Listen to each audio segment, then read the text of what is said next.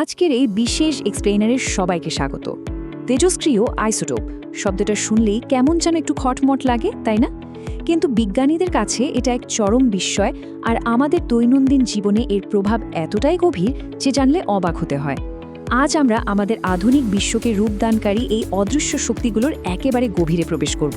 তো চলুন শুরু করা যাক। তেজস্ক্রিয়তা বা রেডিও অ্যাক্টিভ শব্দটা কানে আসলেই আমাদের মস্তিষ্কে সম্ভবত ধ্বংসযোগ্য বা মারাত্মক কোনো বিপদের ছবি ভেসে ওঠে। কিন্তু বাস্তবে কি শুধুই তাই? আসলে এই অদৃশ্য শক্তির যেমন ভয়ানক ধ্বংস করার ক্ষমতা রয়েছে, ঠিক তেমনি অসংখ্য মানুষের জীবন বাঁচানোর এক অবিশ্বাস্য জাদুকরী ক্ষমতাও এর আছে। আজ আমরা এই মুদ্রার দুটো পিঠই উন্মোচন করব। আমাদের আজকের এই জার্নিটা মূলত 5টি ধাপে এগোবে। প্রথমে আমরা তেজস্ক্রিয় আইসোটোপের বেসিকটা একটু ঝালিয়ে নেব। এরপর চিকিৎসা, কৃষি এবং পারমাণবিক বিদ্যুৎ উৎপাদনে এর যুগান্তকারী ব্যবহারগুলো দেখব, আর সবশেষে জানব এর ক্ষতিকর দিকগুলো সম্পর্কে। আচ্ছা, শুরুতে প্রথম ধাপে যাওয়া যাক। তেজস্ক্রিয় আইসোটোপ পরিচিতি জিনিসটা আসলে কি সেটা একটু ক্লিয়ার হওয়া দরকার। ব্যাপারটা বৈজ্ঞানিকভাবে বেশ সিম্পল। কিছু কিছু মৌল আছে যাদের নিউক্লিয়াস কোনোভাবেই স্থিতিশীল থাকতে চায় না। এরা স্বতঃস্ফূর্তভাবে অর্থাৎ নিজে নিজেই ভাঙতে থাকে, আর এই ভাঙনের সময় এদের ভেতর থেকেই প্রচণ্ড শক্তিশালী কিছু রশ্মি বেরিয়ে আসে, যেমন আলফা, বিটা বা গামা রশ্মি। সহজ কথায় এরাই হলো আমাদের তেজস্ক্রিয় আইসোটোপ। আর অবাক করা একটা ডেটা হলো, এখন পর্যন্ত এ ধরনের 3000-এরও বেশি আইসোটোপ সম্পর্কে জানা গেছে। ভাবা যায়, এর মধ্যে কিছু প্রকৃতিতে এমনিতেই পাওয়া যায়, আর বাকিগুলো আমাদের নিজেদের প্রয়োজনে ল্যাবরেটরিতে তৈরি করা হয়েছে। এবার আসি আমাদের দ্বিতীয় ধাপে, চিকিৎসা ক্ষেত্রে এর ব্যবহার। এই জায়গাটা আসলেই রোমাঞ্চকর, কারণ এখানে এই প্রযুক্তি লিটারালি জীবন বাঁচাচ্ছে।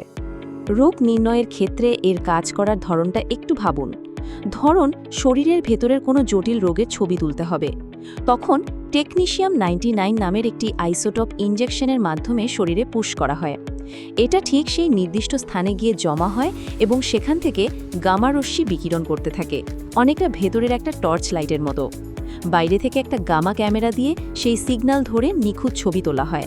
আর সবচেয়ে দারুণ ব্যাপার হলো এর আয়ু মাত্র 6 ঘন্টা। কাজ শেষ, তেজস্ক্রিয়তাও গায়েব, শরীরের জন্য একদম সেফ। তবে শুধু ছবি তোলায় নয়, রোগ নিরাময়েও এদের ভূমিকা রীতিমতো গেম চেঞ্জার। যেমন আয়োডিন 131, এটা সোজা থাইরয়েডে গিয়ে বিটা রশ্মি দিয়ে নির্দিষ্ট ক্যান্সার কোষগুলোকে ধ্বংস করে দেয়। আবার ব্রেন ক্যান্সারের চিকিৎসায় ব্যবহার হয় ইরিডিয়াম, টিউমার খুঁজে বের করে তা ধ্বংস করতে কোবাল্ট-60 গামা রশ্মি দারুণ কাজ করে।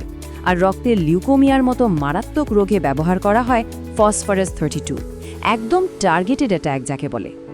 হসপিটাল থেকে এবার একটু মাঠে যাওয়া যাক। আমাদের তৃতীয় ধাপ, আধুনিক কৃষিতে বিপ্লব। আমাদের প্রতিদিনের খাবার প্লেট পর্যন্ত পৌঁছতে এই প্রযুক্তি কিভাবে কাজ করছে সেটা জানা জরুরি। কৃষিতে এর ব্যবহার জাস্ট অবিশ্বাস্য।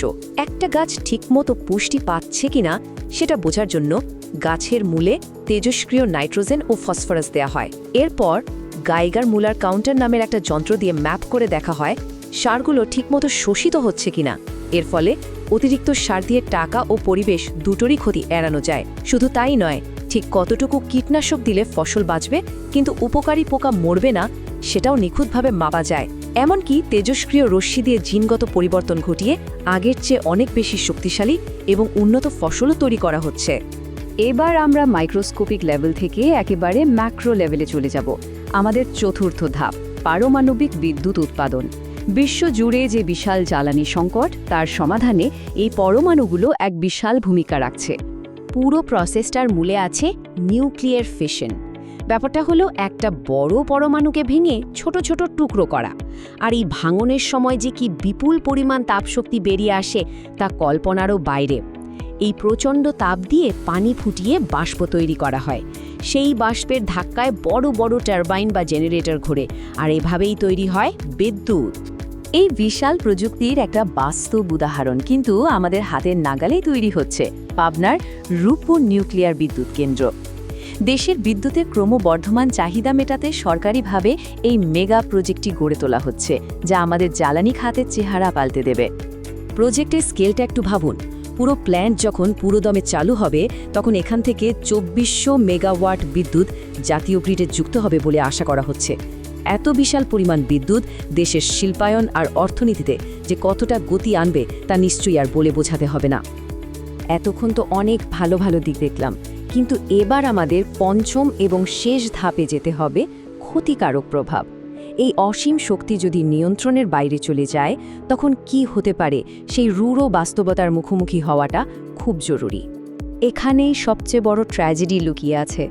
একটু আগে আমরা দেখলাম যে আলফা, বিটা আর গামা রশ্মি ক্যান্সার সারিয়ে তুলছে, কিন্তু এই একই রশ্মিগুলো যদি অনিয়ন্ত্রিতভাবে মানবদেহে প্রবেশ করে, তবে সেগুলো আমাদের স্বাভাবিক কোষের জিনে ভয়ানক পরিবর্তন ঘটিয়ে উল্টো ক্যান্সারের মতো প্রাণঘাতী রোগের কারণ হয়ে দাঁড়ায়।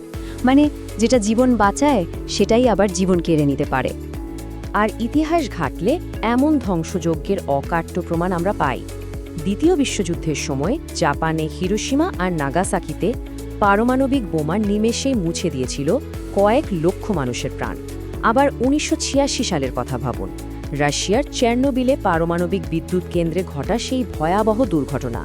সেখানে প্রাণহানির পাশাপাশি পরিবেশের যে অপূরণীয় ক্ষতি হয়েছিল তার রেশ এখনও রয়ে গেছে।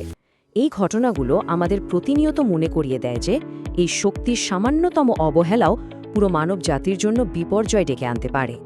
তো আজকের এই এক্সপ্লেনারের একদম শেষ প্রান্তে চলে এসেছি আমরা। একটা জিনিস পরিষ্কার, তেজস্ক্রিয় আইসোটোপ নিজে ভালো বা খারাপ কোনোটিই নয়।